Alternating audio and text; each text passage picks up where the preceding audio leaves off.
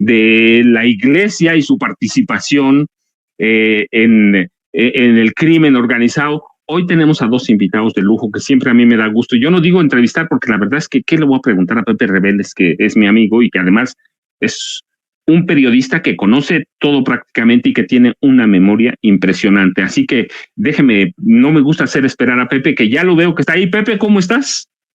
Muy buenas tardes, Francisco. Gusto en saludarte.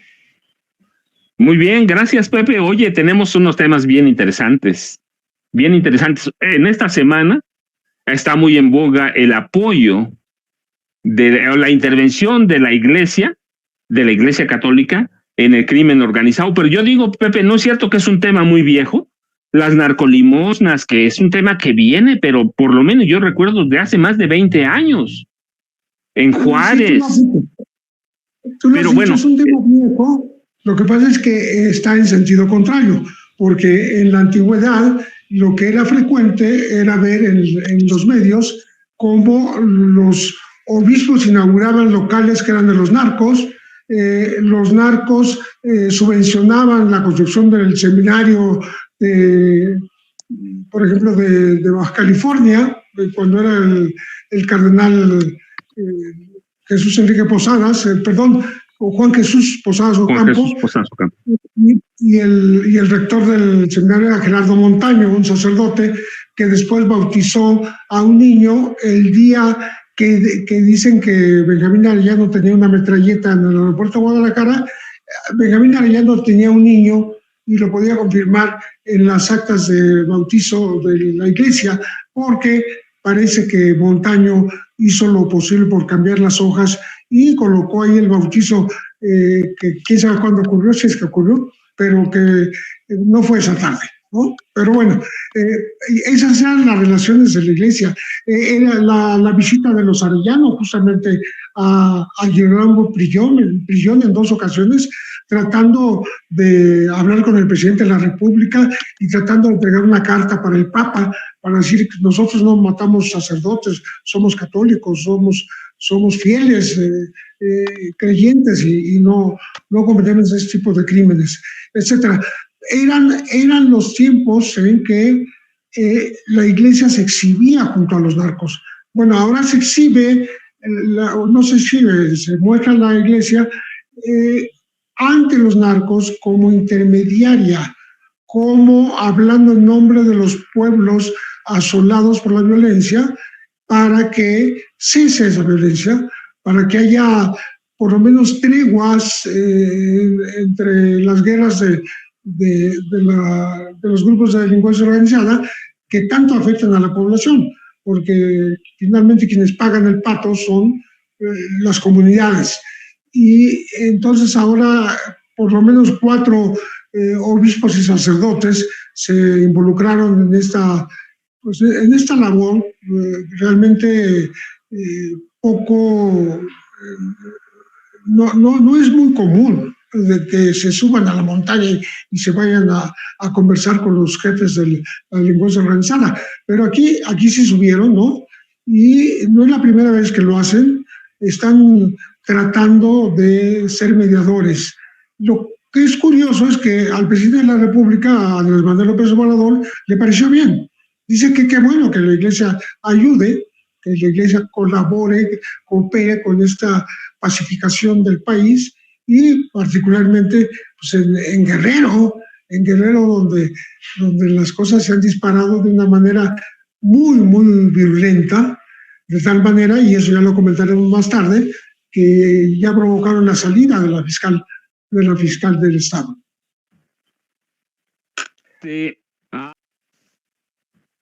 ¿Qué tan probable es que la iglesia pudiera tener éxito si tomamos en cuenta que los narcos cambiaron de guadalupanos, de cristianos de Cristo, de católicos comprometidos, y cambiaron a la Santa Muerte, sí, y a otros cultos que nada tienen que ver con el catolicismo, y que de pronto son conversos, ¿no? A Jesús Malverde. Es decir, cambiaron su fe por otros, por figuras a las que no reconoce la Iglesia Católica. ¿Qué tanto pueden influir ahora personajes como, por ejemplo, los obispos de Guerrero que van a negociar? Mira, a mí me parece, por lo menos eso es lo que yo concluyo, que los narcos siguen siendo católicos, si tú quieres, por costumbre, por conveniencia, porque así es también como corresponde para ser líderes, porque no solo quieren ser los jefes del narcotráfico, sino líderes populares, quieren ser gente querida por la gente, por las comunidades, y entonces, bueno, les conviene más ser católicos, pero yo creo que es... digamos, como que se... Estos cultos a la Santa Muerte y a San Malverde, pues son como paralelos. Es como una especie de sincretismo en donde lo mismo en tiempos prehispánicos, los indígenas, cuando se dio la imagen de la Virgen de Guadalupe, que según esto apareció en el ayate de Juan Diego, de un fiel católico muy creyente, pues muchos se volcaron al culto de la guadalupana, pero no dejaron de venerar a Tonantzin. Es decir, creo que eso es lo que pasa con los narcos, me parece a mí, que lo mismo le rezan a San Malverde, que de santo pues aparentemente no tenía nada, sino simplemente era un ladrón, según la leyenda, muy bueno, que le robaba dinero a los ricos, a los terratenientes, y lo repartía entre los pobres, ¿no? Un Robin Hood a la inversa, de moderno, sinaloense. Y bueno, y la Santa Muerte, pues, es un culto que no es necesariamente una deidad, ¿no? Sino una imagen que se venera de manera atípica en México. Pepe, lo que hagan con Jesús Malverde, la imagen de Jesús Malverde y su figura de ladrón, sería más esto producto de la superstición, de los temores de los narcos, que siempre están jugándose entre la vida y la muerte, ¿no?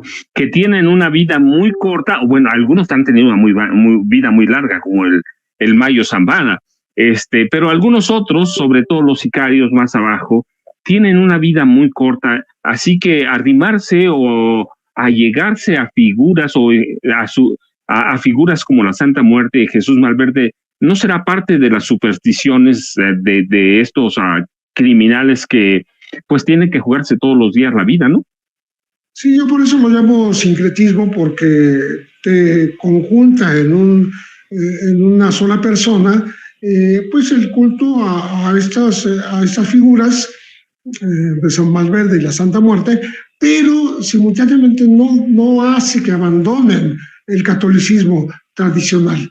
¿Por qué? Porque les conviene también, porque ellos colaboran en la construcción de los templos, ellos dan limosnas a los obispos y a los sacerdotes que no miran quién las entrega y por tanto las aceptan. Entonces, creo que son esas dos caras muy extremas de la Iglesia, la que yo decía, la que estaba muy ligada a los poderosos y la que ahora está tratando de mediar para pacificar, pues, en beneficio de los menos poderosos, de las comunidades comunes y corrientes que viven de sus cosechas y que desgraciadamente sufren el embate de la violencia. Y bueno, ¿qué hacen los obispos?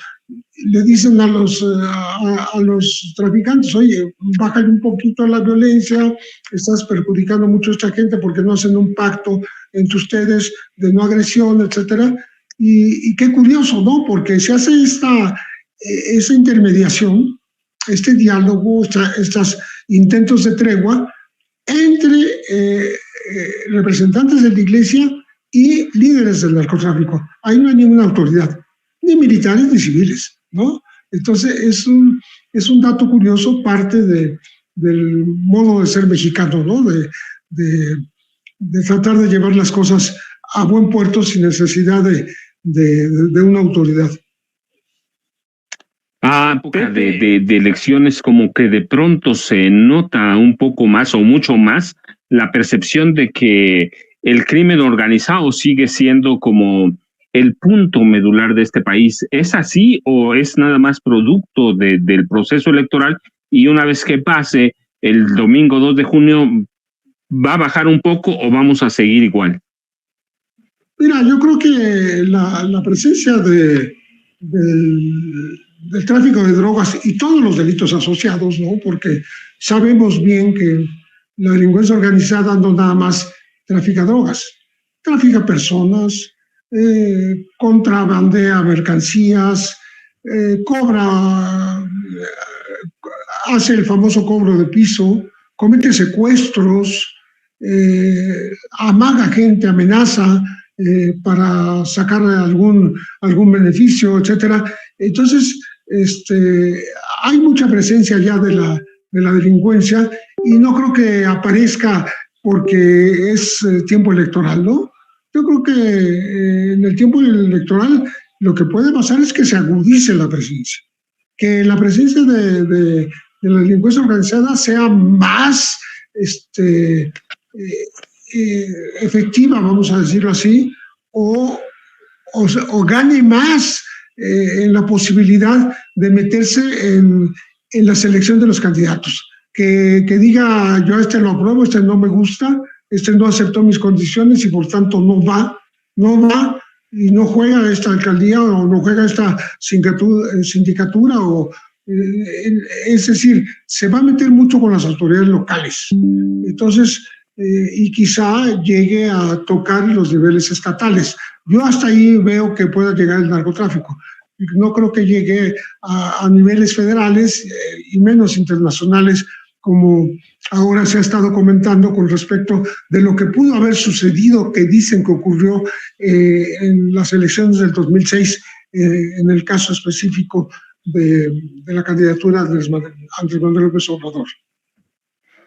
Pepe, y a propósito de eso, es como inflar un tema, ¿no? Es el de la participación del dinero narco en la campaña de 2006. ¿Y por qué sacarlo hasta ahora? Pues yo digo, no hay nada, nunca hubo nada. La DEA, hay evidencias de que la DEA entregó la información a 3 periodistas, pero independientemente a quién se la haya entregado, ¿hasta dónde va a avanzar ese supuesto dinero de 2006 en la campaña de Andrés Manuel López Obrador cuando hay toda la evidencia de que no hubo nada? Sí, pero como tú lo dices, no hay una evidencia de que eso haya ocurrido, para empezar. Segundo, la investigación se suspendió. La propia DEA la suspendió. Tercero, los testigos falsos ya habían declarado falsamente antes y por tanto pueden decir cualquier mentira. Y más allá de cualquier otra consideración, a mí me parece hasta un poco absurdo decir, le dieron entre 2 y 4 millones de dólares. O son 2 o son 4.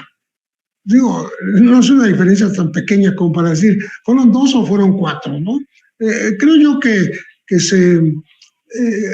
a pesar de saber que las cosas no ocurrieron, sino que tal vez pudieron haber ocurrido, se difunde como si fuera cierto.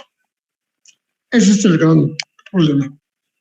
Pero ese sí es como más bien, 1, producto electoral, ¿no, Pepe? Y 2, producto de que la DEA ahora interviene en casos que hacía, o papeles que hacía antes la CIA, ¿no? Que era la que infiltraba, la que desestabilizaba países, desestabilizaba gobiernos. Hoy lo hace la DEA. ¿Ese es el papel? No, y a veces no solo eso, a veces la DEA acompañaba los tráficos, acompañaba los depósitos de dinero ilícito, acompañaba las transferencias, acompañó a las armas que se soltaron en Rápido y Furioso. tuvo noticia de las armas que perdió el ejército estadounidense y muchas terminaron también en manos de narcos mexicanos, etcétera, etcétera. O sea, ha cometido muchísimos ilícitos la DEA en nombre de una presunta investigación justiciera, ¿no? Y bueno, creo que está muy desprestigiada la agencia como para darle toda la credibilidad a esta entidad estadounidense, ¿no? La cual cada día eleva más sus amenazas. Ya dijo hace poco que si no capturaba iba a liquidar, a matar al Nemesio Oseguera Cervantes y eventualmente pues también si era necesario también al Mayo Zambada. Ese tipo de cosas son bravuconadas que me parece que no van en términos de una relación internacional. Y también investigar a posteriori y sacar a relucir a posteriori tampoco es muy amigable, que digamos. Sí, y Pepe, pero fíjate, yo tengo otra pregunta sobre eso, de muchos, pero tengo otra pregunta. De pronto da la impresión de que una vez que decimos es crimen organizado, ya dejamos fuera que hay delitos del fuero común, dejamos de fuera que hay asesinatos que corresponde resolverlos a las autoridades estatales, a los ministerios públicos en los estados, pero cuando decimos fue el crimen organizado, fue el narco, fue un capo, sin tener ninguna prueba, sin tener nada sólido, ya le damos, quitamos todo el peso y del trabajo que deben hacer los gobernadores y las policías estatales. Así que el narco es como una salvación para todo el mundo, ¿no, Pepe? Viene a ser como Fuente Ovejuna, en la medida en que no se describa qué grupo, qué líderes, qué zona, qué lugartenientes, etcétera, etcétera, ¿no? Me parece que es muy difuso hablar del crimen organizado cuando las cosas deben ser muy exactas, muy concretas, se puede decir que hasta individualizadas, es decir, fulano tal tuvo tal responsabilidad en tal ocasión. Y bueno, y ahora lo consignamos, ¿no? Y lo mandamos ante un juez, un ministerio público, por decir algo. Me preguntaban hace muy poco tiempo, un par de días, 3 días, qué opinaba yo del tema de lo que ocurrió con Ciro Gómez Leiva. Y yo decía que a mí lo que me parece inconcebible es que haya pasado tanto tiempo y no sean capaces de decir quién fue y qué fue lo que pasó. ¿Dónde está la mano que movió esa cuna? ¿Quién jaló del dedo del que jaló el gatillo? Hay un autor intelectual presunto en Estados Unidos, pero hay más de media docena de detenidos acá con nombre y apellido, y el pretendido aspirante a gobernarnos, el policía Omar García Harfuch, no ha sido capaz de desentrañar ese tema que es tan público, tan escandaloso y que tanto daña a la imagen de la Cuarta Transformación mientras no se resuelva. Entonces, creo yo que es lo que tú ponías como ejemplo, ¿no? De culpar a la delincuencia organizada. Ok, fue la delincuencia organizada, ¿y quién de la delincuencia organizada, no? ¿Quién buscó dañar una imagen pública? ¿Quién buscó desestabilizar al país? ¿Quién intentó generar un caos a partir del crimen de un conocido columnista y conductor, ¿no? No lo sabemos hasta la fecha, ¿eh? Y yo no tengo ninguna conclusión, por supuesto, yo soy investigador, pero lo que te quiero decir con esto es la ausencia de investigación. También la pregunta al licenciado César Gutiérrez Pliego, que ya está con nosotros, que es un especialista en las Fuerzas Armadas, un especialista en crimen organizado, y lo sumamos a la plática. Licenciado, ¿cómo estás? Me da gusto saludarte aquí con Pepe. Al contrario, un placer saludar a Pepe, saludarte a ti, Paco, como siempre es un placer, a tus órdenes. Licenciado, vemos que estás ahí, pero te hacemos una pregunta y te hago una pregunta que le hice a Pepe. De pronto da la impresión de que cuando uno dice fue el crimen organizado, ya le quitamos todo el trabajo y la carga de peso a los gobernadores, a las fiscalías estatales, a las policías estatales, y dejamos esa impresión en la narrativa de que todo es culpa del crimen organizado, cuando hay delitos del fuero común que estamos cargando al crimen organizado sin saber si es esto, ¿cierto? Sí, pero además, mira, hay que recordar algo. Yo he tenido discusiones fuertes en diferentes foros, en medios de comunicación, en redes sociales, en donde yo siempre lo he explicado. No olvidemos que la mayoría de los delitos que se le achacan a la delincuencia organizada son delitos del fuero común y que es responsabilidad de las entidades federativas. Eso significa de las fiscalías estatales. Y no hay que olvidar que para eso existen policías municipales, policías estatales, policías de investigación, policías ministeriales, que su obligación la obligación de la seguridad pública es prevenir los delitos. Yo les puse un ejemplo muy claro. Imagínate que cualquier policía dijera que pues obviamente ellos no van a participar porque es un delito del orden federal por el simple hecho de que tengan un arma de fuego, porque estarían en violación a una disposición federal como es la Ley Federal de Explosivos y Armas de Fuego. La seguridad pública no funciona así. La investigación y persecución de los delitos no funciona así. Es responsabilidad de las entidades federativas, incluso para eso existen las constituciones locales, las cuales les dan esa garantía. Si no fuera así, pues entonces tendríamos una policía única a nivel nacional, la misma que se encargaría de todo este tipo de delitos. ¿Cuál es el problema? Las narrativas. En este momento nos encontramos en momentos en que la seguridad pública y la investigación y persecución de los delitos se ha politizado, porque nadie se quiere hacer responsable de los delitos que suceden en las demarcaciones que les corresponden. Por supuesto que hay una obligación compartida, pero ¿cómo puede la federación llegar y hacerse cargo de un asunto cuando ni siquiera tiene conocimiento de que ese delito se supone que es un delito del orden federal? Entonces tendrían que darse los desgloses por parte de las fiscalías estatales y decir, yo ya hice una investigación y yo ya pude corroborar que es un grupo criminal perteneciente a la delincuencia organizada y por lo mismo no me corresponde a mí realizar la investigación.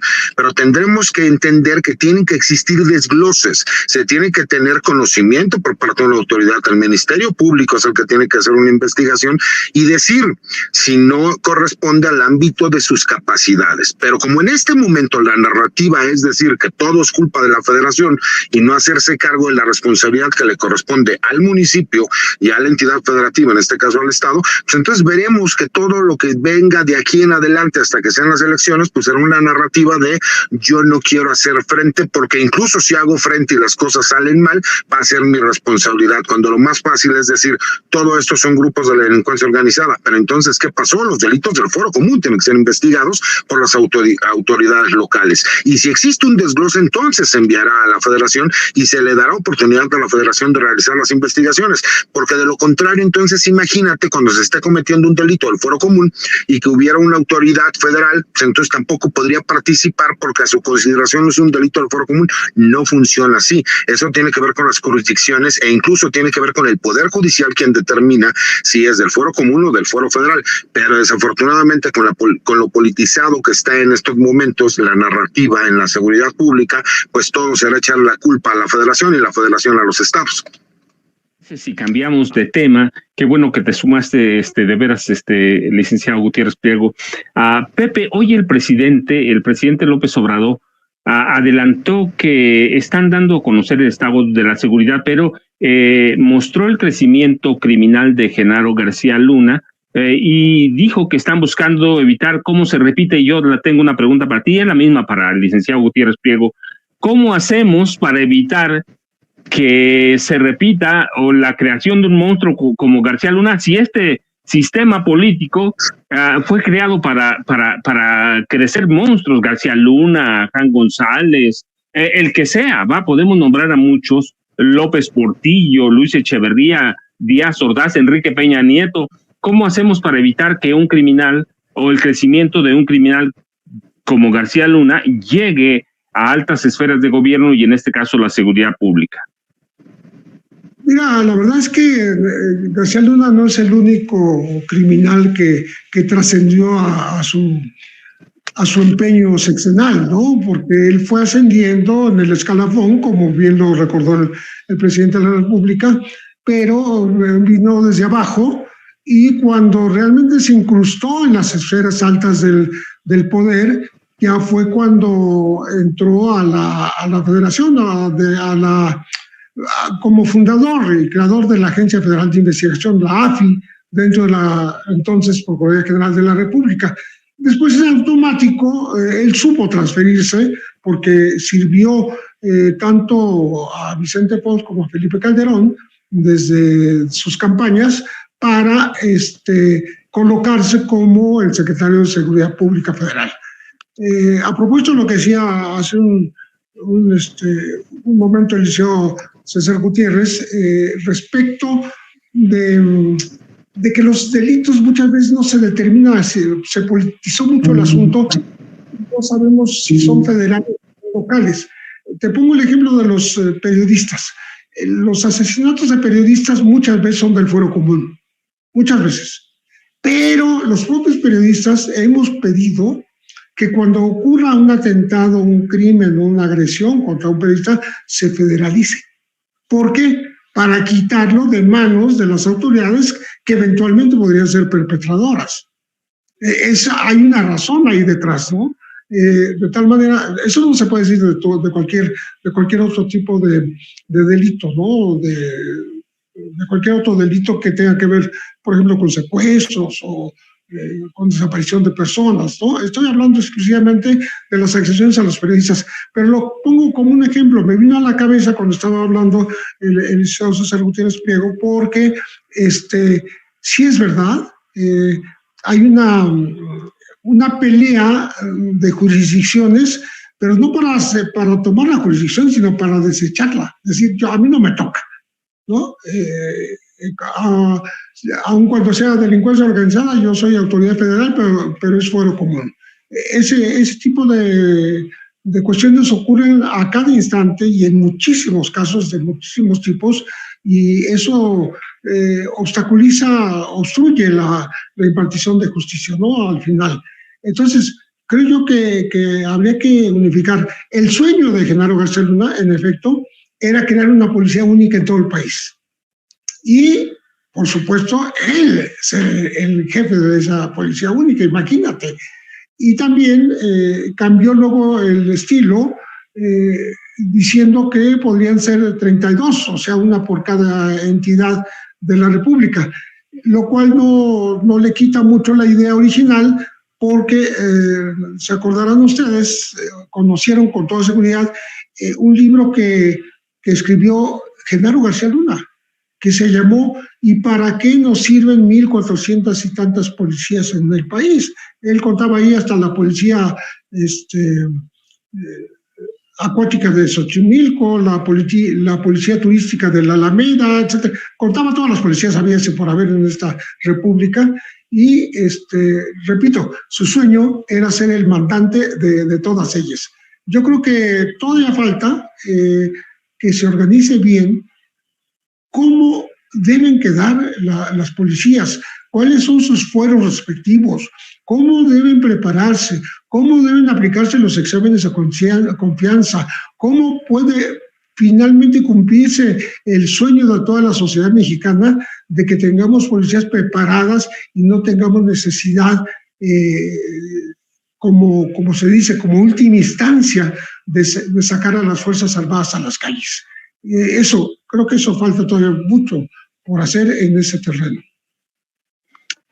Licenciado, igual, ¿cómo podemos hacer, o qué puede hacer en este caso a quienes corresponde, que es en el gobierno y a los políticos, qué deben hacer para que evitemos crear monstruos como Genaro García Luna?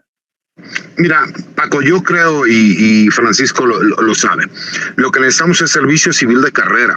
¿Cuál es la problemática que hemos tenido? Que en la policía, pues simple y sencillamente se puede nombrar a cualquier persona, aunque no cumpla con los perfiles, con el simple hecho de que convenga un grupo político o un grupo de poder. ¿Por qué lo digo así? Porque recordemos que incluso la Secretaría de la Defensa Nacional, con todo y que existe una ley de ascensos y recompensas, pues hay personas ligadas a un grupo, ¿no? Existía un grupo de poder, una cofradía de poder que se autodenominaba el sindicato y que venía desde los tiempos de Enrique Cervantes Aguirre. Ese grupo de poder incluso llegó al poder civil también, y lo pudimos ver con todos los sobrinos de Enrique Cervantes Aguirre que terminaron siendo procuradores generales de justicia del Estado de México, y otro de sus sobrinos terminó siendo procurador general de la República, y querían que fuera el primer fiscal general autónomo de la República. Gracias a Dios, bueno, pues terminaron designando al doctor Hertz Manero, que desafortunadamente creo que nos ha quedado de ver a todos, pero que fue preferible a la persona que ellos querían, al grado de que ahorita tenemos a uno de sus hijos, ¿no?, que es fiscal general de justicia del Estado de México, y que viene de este grupo de poder. Cuando llega el presidente López Obrador y rompe con ese grupo de poder al designar al actual secretario de la Defensa Nacional, Luis Crescencio Sandoval González, pues por supuesto que se inicia un nuevo grupo de poder que a lo mejor todavía no podemos llamar cofradía, pero que por supuesto que está llegándose de gente adepta al proyecto que tiene el secretario de la Defensa. ¿Cuál es la problemática? Cuando nosotros vemos que cualquier persona podría ser secretario de Seguridad Pública Federal y que muy probablemente ya con el mando de la Guardia Nacional, porque recordemos que el presidente de la República está buscando que la Guardia Nacional forme parte de la nueva estructura de la Secretaría de la Defensa Nacional como una comandancia general. Por eso se hizo la reestructura en la Secretaría de la Defensa Nacional, para que el ejército mexicano estuviera separado de la Secretaría de la Defensa en una comandancia general, como lo existe ya la Fuerza Aérea desde hace muchísimos años. Porque la intención es demostrar que la Secretaría de la Defensa Nacional es más que el ejército y que cumple una función política administrativa. Como la Suprema Corte de Justicia ya determinó que, de acuerdo al artículo 21 constitucional, el mando de la Guardia Nacional tendría que estar forzosamente bajo el mando de un civil, hay dos opciones. O vamos a tener un secretario de la Defensa que sea civil, que puede ser un general de división retirado, situación que lo veo muy poco probable y que no creo que se dé en los próximos 20 o 30 años en este país, tal vez algún día sí. O la segunda es que no se dé ese cambio para que la Guardia Nacional como comandancia general forme parte de la nueva estructura de la Secretaría de Defensa Nacional, porque hay que recordar que para que se pueda dar esa situación, el presidente de la República entiende que será votado hasta después de las elecciones con lo que es el famoso Plan C. Entonces, si nosotros queremos proteger a la Guardia Nacional, forzosamente necesitamos darle una estructura, y que esa estructura sea pues por supuesto respetada. Si tú dentro de las opciones, ¿cuál ha sido la diferencia entre la Marina y el Ejército, o la Secretaría de la Defensa y la Secretaría de Marina? Que única y exclusivamente puedes escoger, de acuerdo a las leyes y reglamentos militares, sobre un pequeño grupo de personajes que alcanzaron el grado máximo en cada una de esas instituciones. Si nosotros manejamos que la policía se maneje de esa forma, por lo menos tendremos personajes que cumplen con el perfil policíaco, y que no pongamos a personas que no cumplen con el perfil, y que a lo mejor el perfil que ellos tienen no tiene nada que ver con la policía, pero sí con el respeto a los derechos humanos, cuando lo que nosotros necesitamos es policías preparados. Creo que esa es la forma como podríamos protegerlos. Pues a mí me gustaría seguir platicando con los dos, pero como ven, ya se nos acabó prácticamente, se nos fueron 40 minutos, y sé que, ¿qué te parece si te despides de nosotros, licenciado? Porque sé que hoy publicas en La Silla Rota. Estaba leyendo esta mañana tu artículo, la fiscal que desapareció, La Silla Rota. Entonces, ¿por qué no nos explicas un poco y nos dices a dónde te encontramos, y luego vamos con Pepe para despedirnos, con Pepe Rebeles? Pues la verdad es que antes que nada agradecer. Yo tengo mucha admiración por Pepe, él lo sabe, él se lo he dicho en lo personal, ¿no? En privado, y la verdad es que siempre es un placer estar contigo, maestro Paco. Y hoy, por ejemplo, en La Silla Rota, en la columna que escribimos todos los martes, hago mención, ¿no?, sobre dos temas. El primero es la fiscal del estado de Guerrero, la teniente coronel de justicia militar, que fue designada como fiscal general, que desafortunadamente no solo no cumplió con su trabajo, sino que se sabía que desde hace ya varios meses ella no estaba ya cumpliendo con las funciones que le correspondían en la fiscalía. Y cuando nosotros nos damos cuenta que en el estado de Guerrero en este momento hay un sinnúmero de grupos regionales que están cometiendo delitos del fuero común, como el robo, la extorsión, el secuestro, y que además tenemos una mezcla de grupos, ahora sí, de la delincuencia organizada por medio de carteles de la droga a nivel nacional, pues entonces por supuesto esto nos damos cuenta que hay una falta de trabajo por parte de la Fiscalía.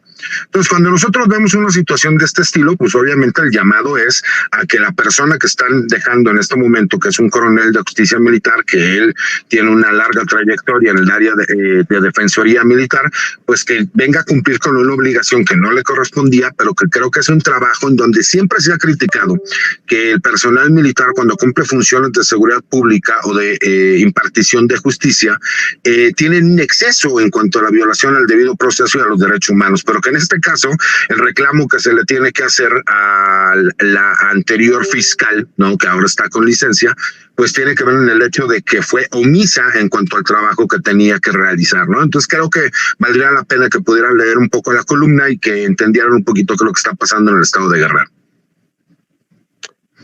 La silla rota, por favor, síganlo. ¿A dónde te encontramos, licenciado? Además de la silla rota, claro, además aquí en Sin Censura. Lo que más utilizo y lo que yo utilizo personalmente es mi cuenta de X, anteriormente Twitter, que es @CesarGutiPri. Hago algunas videocolumnas que subo a TikTok o a YouTube. Y pues por supuesto todos los martes cuando estamos aquí con ustedes, agradecerles la oportunidad de saludarlos, de convivir con dos personajes a los cuales les tengo mucho cariño y mucho respeto, y agradecer a las personas que estuvieron con nosotros para vernos. Y Pepe, yo quiero agradecerte también, ya escuchaste tú al licenciado Gutiérrez Pliego, pero a los dos, Pepe, ¿con qué te despides? Mira, me quedo con la sensación de que siendo la fiscal de Guerrero la saliente, y parece que ya no va a regresar, una teniente coronel, de alguna manera sigue siendo obediente y reconociendo la autoridad del ejército. Y por tanto yo veo su salida como un acuerdo entre la gobernadora y el ejército, porque incluso quien sucede a la fiscal es el que era su segundo, Ciprián Jesús Torres, que también es un militar. Entonces creo que el hecho de militarizar estas fiscalías en Guerrero, esta fiscalía tiene que ver con la desconfianza en los civiles. Y creo que tienes razón. Y a Pepe, ya sabe, lo puede encontrar solo aquí con nosotros. Y algunas entrevistas que le hacen en otros lados, claro. Pero sígalo, por favor. Y a César Gutiérrez Pliego, ya sabe usted que es de casa, está en la silla rota. Así que, licenciado Pepe, a los dos les agradezco mucho que me hayan acompañado este martes. Se me hace que ya se fue el licenciado, vi que estaba en un estacionamiento. Pero Pepe, muchas gracias como siempre. Muy buenas tardes y muchas gracias, Paco. No, hombre, Pepe, muchas gracias, licenciado. Sé que me estás oyendo, así que muchas gracias infinitas. Y mire, ya